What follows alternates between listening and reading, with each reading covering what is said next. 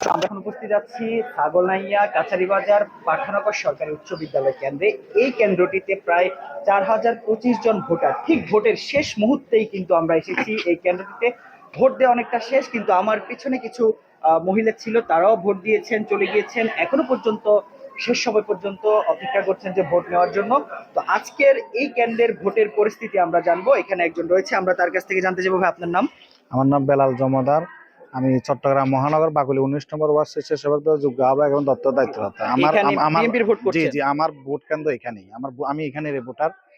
আসলে সকাল থেকে আমাদের এই ভোট কেন্দ্রে উৎসবমুখী ভোট কেন্দ্রের মধ্যে মহিলা পুরুষ একসাথে ভোট দেওয়ার জন্য আসছে, এবং কি আমাদের এই কেন্দ্রের মধ্যে কোনো প্রকার গ্যাঞ্জাম ছাড়া নির্ভয়ে এই ভোটটা আয়োজন করা হয়েছে। আমি সবাইকে ধন্যবাদ জানাই, প্রশাসনকে ধন্যবাদ জানাই।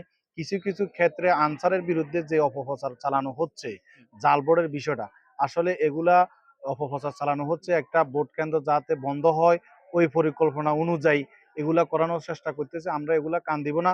আমাদের ফেনী ১ আসনের কান্ডারি রফিকুল আলম মজনু ভাইয়ের ঘোষণা, কোনো প্রকার এখানে গ্যাঞ্জাম করা যাবে না।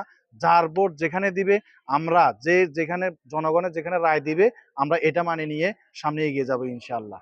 জয়ের জন্য আপনারা কতটা আশা আমরা আশা করি ইনশাআল্লাহ এই অন্ততপক্ষে এই ওয়ার্ডে আমরা রফিকুল আলম মজনু ভাইকে দানের শীষ পক্ষে বিপুল ভোটে ইনশাআল্লাহ জয়যুক্ত করবো ইনশাআল্লাহ। আপনি ভোট দিয়েছেন? জি, আমি ভোট দিয়েছি। কেমন লাগছে ভোট দেওয়ার অনেক অনুভূতিটা? অনেক আনন্দ। আসলে আমি অনেক বছর পর ভোট দিয়েছি।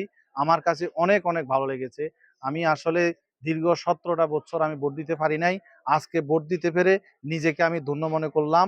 আমি দেশবাসীকে ধন্যবাদ জানাই। তারা ভোট কেন্দ্রে অনেক কষ্ট করি, মা বোনেরা আসছে, আমার বৃদ্ধ বাবারা আসছে, আমার ভাইয়েরা আসছে, বন্ধুরা আসছে।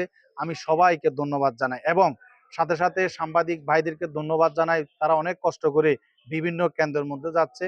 তাদেরকে আমার ব্যক্তিগত পক্ষ থেকে, আমার পরিবারের পক্ষ থেকে রক্তিম শুভেচ্ছা ও ভালোবাসা রইল। ধন্যবাদ।